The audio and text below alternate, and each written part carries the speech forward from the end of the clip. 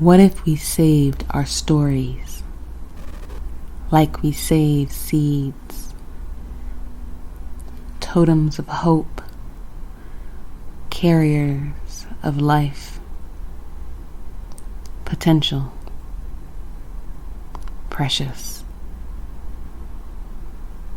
What more could we hope for? What precious lives have been lived? And just like the difficulty of finding like black folks. So you kind of find them in the background of various photos that, you know, of other white folks doing their culinary thing in the background is black folks.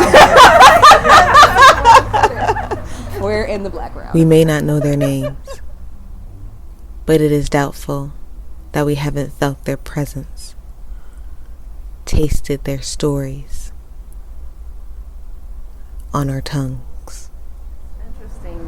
Like, I live in Germantown now, and like Tasty Cake, all the factories. One of the things that we were doing in the community, we met to create a mural through the Philadelphia Mural Arts. And one of the big conversations was the factories in that area and how many African American people worked in those factories and were part of the history, which people really don't know. And that goes to, like you said, you're looking at these photos and we're there, but really not seen. I think that we really wanted to, as much as we were taking in the past, wanted to make sure we already know it's not there, or we already know it's hard to find. So we want to be able to document what's happening right now too, you know. Do it all at the same time, try to meet ourselves in the middle. Like, we are going to comb through history and find, you know, these moments where we were we. And we're going to make sure that we are documenting us right now. Talking about the resistance and ways that we're, you know, having resistance in our communities or our families, and people really don't see it. I always go back to like the garden. Like my family, they came from the South, the Great Migration, Arkansas, Tennessee, came on up here to Philly. And my grandmother, they lived in South Philly. They always had a garden. But when you are in South Philly, you don't realize in some of those row houses, they have huge backyards.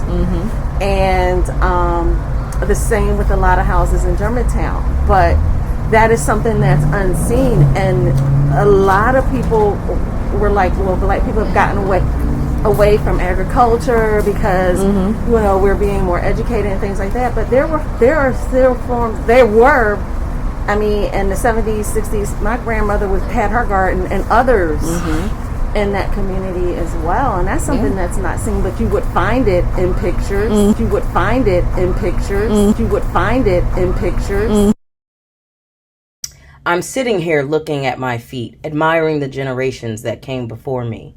Many summers have passed since my mother's soles have touched the ground. We hail from Middle Passage stock, too petulant to give up or give in, jumping at the sun like Zora. I love myself when laughing, resisting the shadows that threaten to stomp out my light.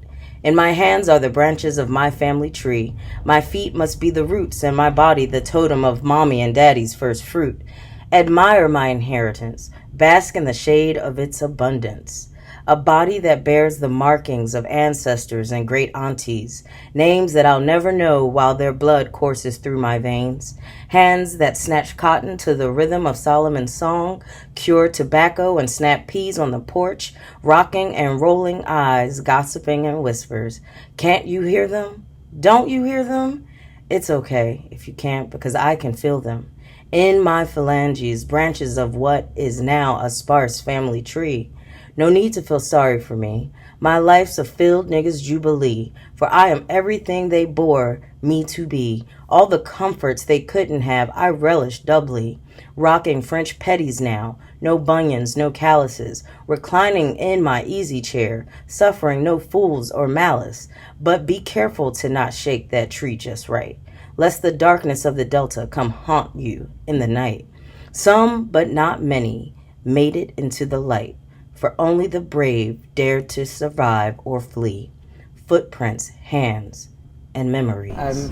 The crazy endeavor of rolling all these doggone tamales and stuff like that. And they really just didn't even know that we have a tamale making culture, that black people have been making tamales and then from there a lot of that's just a southern Delta staple, and I know that you can even find some here sometimes. And Yeah, they're not very Delta. They taste No, you different. please. yes, they are different here. Okay. Well, Naya, I was going to ask, are you really busy right now? Do you have time to turn around and smile? Yay, good job. Just so we have something to work with. I was trying to do the inquiry. Oh, you going to love this when I send them to you later. I didn't have my picture taken. But you so photogenic, girl. Right. Be ready. Look at it. Get that smile. That southern smile. Like, Really? You sure? With the little head. yo, that's hilarious. Oh, black folks are hilarious. The soaked grains, the massaged greens, the roots, the powders, the seeds. We, all adorned in black earth jewels and currency, laugh with Oshun yellow rice in our teeth. I can tell you the time when she cussed me out where I made her chili on top of a bed of lettuce, and she said, "Boy, where my motherfucking rice?" She said, "You know I'm geeky. You better get your ass downstairs." Make me some rice with my damn chili. But even that, like that's the No judgment, Greg. There's a whole other story we could get into about that. But when I say this story, even my mom saying, "Boy, you know I'm Geechee." That's the first time my mom has ever said I'm Geechee and has identified it with me. And it just made me think even more about the original story of Minard told me. Don't overlook the stories of our southern ancestors. I want to know about Africa and where I come from, but our southern history is so important to where we are as a people today. Yeah. We say a pot is a perfect vessel for prayer. Table, a perfect altar. We season and stir up them pots in the only language of home. Yeah. Yep. All of these, I think it's a family of brothers and uncles and whatnots. They line all these barbecue barrels up along the side of the road. Folks would say, like, they followed their noses. Like, I could just smell home wherever they were from, whether they were from the Caribbean or from Africa or from down south. Like, I was just smelling home, and I knew the boys was out there with the barbecue. And it's those little things that like with food, you can easily not think about it, because you just have to eat. And because everything is, especially nowadays, everything is so there for you, like. It's easy not to think about how important it is to your life and how it's such a staple in your life. Like, so many memories surround food. Like, the first thing, when it's time to celebrate, like, what we gonna eat? Right. We gonna get together? Are we gonna have food? Like, it's something that, and it's like almost like a remembrance, a way to remember, like that we're. Yeah, like we're living, like we're thriving, we're feeding ourselves, we're feeding our communities, we're feeding our spirits and souls by, sitting around the table and talking and laughing and whatnot, telling lies and joking. And it's just, because black folks can't just tell no story.